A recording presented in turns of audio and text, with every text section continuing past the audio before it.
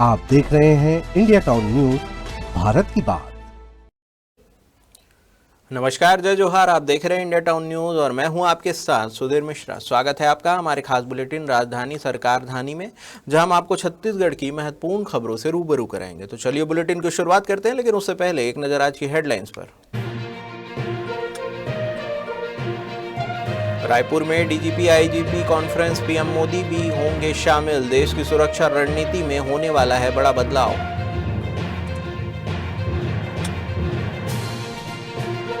संजीत कुमार झा ग्रामीण स्वास्थ्य मिशन के एमडी, संतन देवी जांगड़े आयुष की संचालक। 13 आईएएस अधिकारियों के प्रभार बदले गए।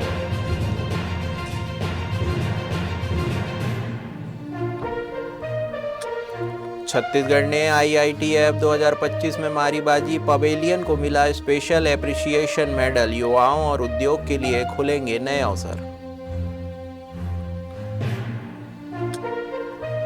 बिलासपुर रेलवे स्टेशन में अनदेखी, आरपीएफ को नजर नहीं आते अवैध वेंडर्स। कमर्शियल टीम ने 29 को पकड़ा।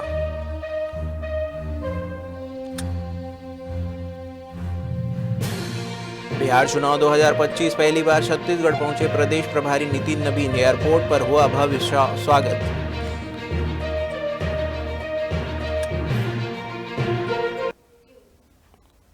तो चलिए खबरों की शुरुआत करते हैं राजधानी से। छत्तीसगढ़ के रायपुर में आज यानी कि 28 से 30 नवंबर तक डीजीपी आईजी सम्मेलन होगा, जिसमें प्रधानमंत्री नरेंद्र मोदी 29 और 30 नवंबर को शामिल होंगे। साथ ही गृह मंत्री अमित शाह, राष्ट्रीय सुरक्षा सलाहकार अजीत डोभाल समेत देश भर के पुलिस और सुरक्षा एजेंसियों के शीर्ष अधिकारी शामिल होंगे। पीएम मोदी आज शाम रायपुर पहुंचेंगे। आपको बता दें कि प्रधानमंत्री नरेंद्र मोदी के आगमन को लेकर राजधानी में सुरक्षा के व्यापक प्रबंध कर दिए गए हैं। मुख्यमंत्री, वरिष्ठ मंत्रीगण और शीर्ष प्रशासनिक अधिकारी एयरपोर्ट पर पीएम मोदी की अगवानी करेंगे। उनके दौरे को लेकर प्रशासनिक हलकों में विशेष सतर्कता बरती जा रही है। डीजीपी आईजीपी कॉन्फ्रेंस में शामिल होंगे। ये कॉन्फ्रेंस राष्ट्रीय सुरक्षा, आंतरिक चुनौतियों और कानून व्यवस्था से जुड़े महत्वपूर्ण मुद्दों पर व्यापक चर्चा के लिए जानी जाती है। इसमें सभी राज्यों और केंद्र शासित प्रदेशों के पुलिस प्रमुख, केंद्रीय सुरक्षा बलों के शीर्ष अधिकारी और खुफिया एजेंसियों के प्रतिनिधि उपस्थित रहेंगे। छत्तीसगढ़ में एक बार फिर से बड़ी प्रशासनिक सर्जरी की गई है। 13 आईएएस अधिकारियों के प्रभार बदले गए। जारी सूची के अनुसार शिखा राजपूत तिवारी राज्य निर्वाचन आयोग की सचिव बनाई गई है। डॉक्टर प्रियंका शुक्ला को मिली प्रबंध संचालक, पाठ्यपुस्तक निगम की जिम्मेदारी मिली है। इसी प्रकार किरण कौशल खाद्य विभाग की सचिव होंगी। इसके अलावा पदुम सिंह एल्मा को स्टेट मार्केटिंग कॉरपोरेशन लिमिटेड का प्रभार मिला है। संजीत कुमार झा ग्रामीण स्वास्थ्य मिशन के एमडी बनाए गए हैं। जितेंद्र कुमार शुक्ला को जल जीवन मिशन व मार्कफेड का अतिरिक्त दायित्व दिया गया है। वहीं रितेश अग्रवाल आयुक्त चिकित्सा शिक्षा विभाग के आयुक्त बनाए गए हैं। इफ्फत आरा को राजस्व एवं आपदा प्रबंधन विभाग के विशेष सचिव बनाया गया है। संतन देवी जांगड़े आयुष की संचालक बनाई गई है। सुखनाथ अहिरवार खेल एवं युवा कल्याण विभाग के संयुक्त सचिव बनाए गए हैं। रेणुका श्रीवास्तव को महिला एवं बाल विकास विभाग मिला है। इनके साथ ही रीता यादव खादी एवं ग्रामोद्योग बोर्ड एमडी बनी है। लोकेश कुमार को मुख्य कार्यपालन अधिकारी चिराग परियोजना का प्रभार सौंपा गया है। छत्तीसगढ़ ने 44वें इंडिया इंटरनेशनल ट्रेड फेयर यानी कि आईआईटीएफ 2025 में एक उल्लेखनीय उपलब्धि हासिल की है। छत्तीसगढ़ के पवेलियन को उत्कृष्ट थीमेटिक प्रस्तुति और डिस्प्ले के लिए प्रतिष्ठित स्पेशल एप्रिसिएशन मेडल प्रदान किया गया है। यह पुरस्कार नई दिल्ली के भारत मंडपम में दिया गया, जहां आईआईटीएफ 14 से 27 नवंबर 2025 तक आयोजित हुआ। यह उपलब्धि ऐसे समय में मिली है जब छत्तीसगढ़ वर्ष 2025 में अपने गठन के 25 वर्ष पूर्ण कर रहा है। पवेलियन में छत्तीसगढ़ की यात्रा को बेहद रोचक और भावनात्मक तरीके से प्रस्तुत किया गया, जिसमें सांस्कृतिक परंपराएं, जनजातीय विरासत, आजीविका आधारित पहल, सुशासन, औद्योगिक विकास, पर्यटन और सतत विकास जैसे सभी पहलुओं को प्रदर्शित किया गया। आईआईटीएफ 2025 पवेलियन ने राज्य की 25 वर्ष की यात्रा, उसकी उपलब्धियों, आगामी लक्ष्य और नवा छत्तीसगढ़ की अवधारणा को प्रभावशाली तरीके से प्रदर्शित किया। इसमें बस्तर में हो रहे परिवर्तन को भी प्रमुखता से रखा गया, जहां हाल ही के वर्षों में बेहतर सड़क संपर्क, पर्यटन विकास, जनजातीय आजीविका में वृद्धि और शांति आधारित विकास के नए अवसर खोले गए। बिलासपुर रेलवे स्टेशन में जहां 24 घंटे आरपीएफ कथित रूप से मुस्तैद रहती है, जोन ऑफिस होने के कारण आईजी, डीआईजी और कमांडेंट आना जाना करते हैं, वहीं बड़ी संख्या में अवैध वेंडर्स बेखौफ होकर या यूं कहें कि आरपीएफ की संरक्षण में निडर होकर चल रहे हैं। यही कारण है कि जिस रेलवे स्टेशन में आरपीएफ को अवैध वेंडर्स नजर नहीं आते, उस समय कमर्शियल विभाग ने वहां 29 अवैध वेंडरों को पकड़कर कार्रवाई की है। आपको बता दें कि बिलासपुर रेलवे स्टेशन में अवैध वेंडिंग रुकने का नाम नहीं ले रहे हैं। प्लेटफॉर्म पर ट्रेन रुकते ही बिना लाइसेंस वाले वेंडर कोच में चढ़कर खाद्य सामग्री बेचने लगते हैं, जबकि स्टॉल के वेंडर प्लेटफॉर्म पर ही घूमते रह जाते हैं। यह स्थिति रोज की हो गई है। स्टॉल संचालकों की शिकायत पर भी कोई सुनवाई नहीं होती। अवैध वेंडरों की वजह से यात्रियों की सुरक्षा तक खतरे में पड़ गई है। इसे देखते हुए बिलासपुर रेलवे स्टेशन पर अनाधिकृत वेंडरों पर अंकुश लगाने के लिए मंडल वाणिज्य प्रबंध के नेतृत्व में वाणिज्य निरीक्षक, वाणिज्य पर्यवेक्षक और टीम ने औचक खानपान जांच अभियान चलाया। इसमें 29 अनाधिकृत वेंडर्स को पकड़ा गया और उन पर 80,460 रुपए का जुर्माना लगाकर दंडात्मक कार्रवाई की गई है। बिहार चुनाव में जीत के बाद भाजपा प्रदेश प्रभारी नितिन नबीन राजधानी रायपुर पहुंचे। विमानतल पर उनके स्वागत के लिए प्रदेश अध्यक्ष किरण सिंहदेव, मंत्री केदार कश्यप के साथ पदाधिकारी और कार्यकर्ता मौजूद रहे। मीडिया से चर्चा के दौरान नितिन नबीन ने कहा कि आज छत्तीसगढ़ भाषा दिवस है। छत्तीसगढ़ की जनता को बधाई देता हूं। बिहार की जीत के लिए छत्तीसगढ़ वासियों का धन्यवाद।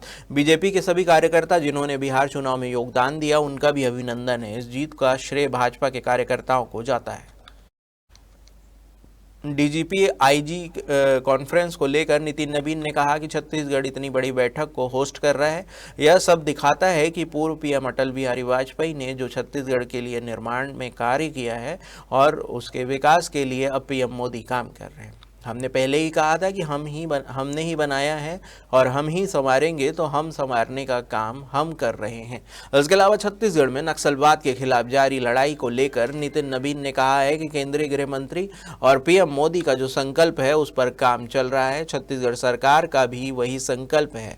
छत्तीसगढ़ के स्वभाव के अनुकूल ही प्रदेश विकसित हो, यही उद्देश्य है। वक्त हो चुका है एक छोटे से ब्रेक का। बने रहिए इंडिया टाउन न्यूज के साथ। कभी कभी चेहरे का छुपा दर्द दुनिया नहीं देख पाती है।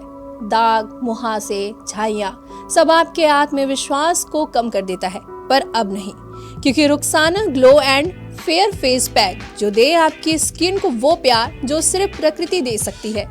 हर लेयर को साफ करे, हर दाग को करे हल्का और आपकी मुस्कान फिर से लौटाए। Because you deserve to glow naturally.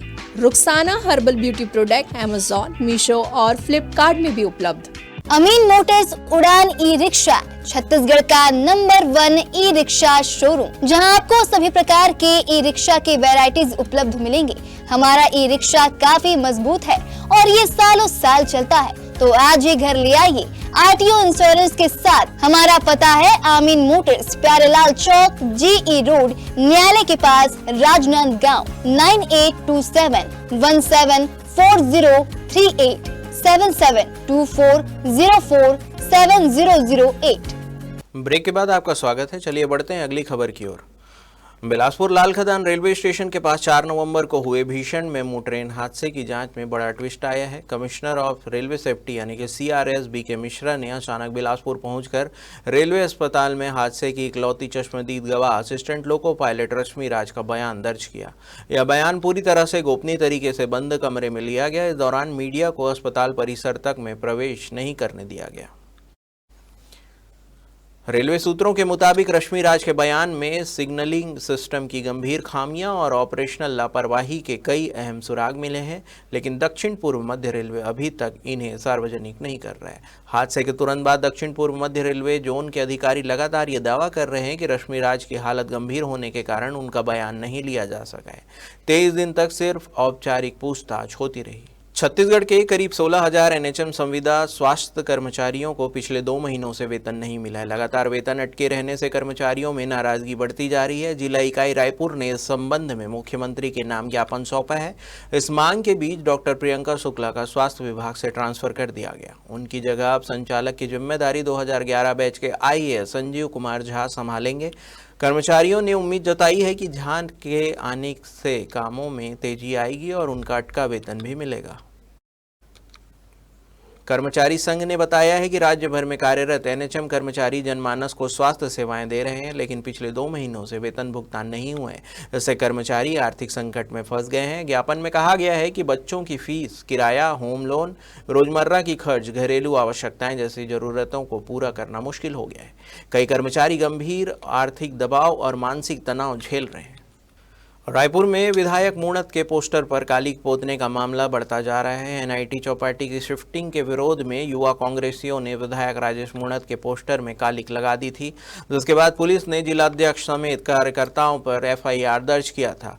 अब फिर इसका विरोध करते हुए यूथ कांग्रेस और एनएसयूआई ने थाने का घेराव कर दिया है। आपको बता दें कि 28 नवंबर को सरस्वती नगर थाने का घेराव करने पहुंचे कार्यकर्ताओं ने चौपाटी विवाद की जांच के लिए उच्च स्तरीय समिति बनाने और जिम्मेदार अधिकारियों पर भी कार्रवाई की मांग की है। वहीं 7 दिनों के अंदर कार्रवाई नहीं होने पर लोकतांत्रिक तरीके से मुख्यमंत्री आवास का घेराव करने की चेतावनी भी दी है। दरअसल मामला 26 नवंबर का है, जब बीजेपी के नालंदा परिसर की घोषणा का होर्डिंग लगाया था, जिसमें मूणत की भी फोटो लगाई गई थी। युवा कांग्रेस के कार्यकर्ताओं ने एनआईटी चौपाटी हटाए जाने का विरोध करते हुए मूणत की फोटो पर कालिक पोत दी थी। रायपुर के पंडरी स्थित श्याम प्लाजा में एक महिला से गाली गलौज और उसके दुकान में तोड़फोड़ की घटना सामने आई थी। आरोपी ने दुकान के सामने रखे इलेक्ट्रॉनिक सामान और फर्नीचर को नुकसान पहुंचाया है। इस मामले में पीड़िता ने सिविल लाइन थाने में शिकायत दर्ज करवाई।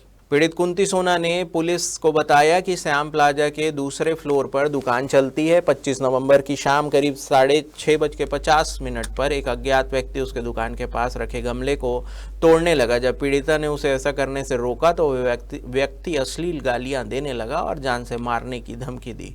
पीड़िता के अनुसार इसके बाद आरोपी दुकान के अंदर घुस गया और वहां रखे फर्नीचर, दर्पण, कंप्यूटर, कुर्सियों को लात एवं लोहे की रॉड से तोड़-फोड़ कर नुकसान पहुंचाया। इस घटना को आसपास के लोगों ने देखा। कुंती सोना ने बताया कि उस समय डर जाने के कारण उन्होंने तुरंत रिपोर्ट दर्ज नहीं कराई, लेकिन आरोपी को देखने पर वह पहचान सकती है। पुलिस अब घटना की जांच में जुटी है और सीसीटीवी फुटेज खंगाले जा रहे हैं ताकि आरोपी की पहचान हो सके। जमीन की नई गाइडलाइन की दर को लेकर विवाद जारी है। मूल्य बढ़ने पर कारोबारी सड़क पर उतर आए हैं। अब कांग्रेस ने भी राज्य सरकार पर हमला बोला है। आपको बता दें कि प्रदेश कांग्रेस संचार विभाग के अध्यक्ष सुशील आनंद शुक्ला ने आरोप लगाया है कि प्रदेश की भाजपा सरकार ने जमीन की गाइडलाइन दरों में की गई बेतहाशा बढ़ोतरी के जरिए अपने काले धन को सफेद करने का बड़ा खेल रचा है। उनका कहना है कि पिछले 2 सालों में भाजपा के नेताओं और मंत्रियों ने भ्रष्टाचार से अर्जित धन को बड़े पैमाने पर जमीन की खरीद में लगाया और अब गाइडलाइन दरें बढ़ाकर उसी काले धन की वैल्यू को कानूनी रूप से बढ़ाया जा रहा है। उनका कहना है कि पहली बार जमीनों की गाइडलाइन दरें मार्केट वैल्यू से मिलान किए बिना इतने बड़े पैमाने पर बढ़ाई गई है, जिससे कई अधिकारी भी असहमत है। हमारे खास बुलेटिन राजधानी सरकार धानी में फिलहाल इतना ही। देश प्रदेश की तमाम खबरों से अपडेट रहने के लिए बने रहिए इंडिया टाउन न्यूज के साथ। नमस्कार। आप देख रहे हैं इंडिया टाउन न्यूज, भारत की बात।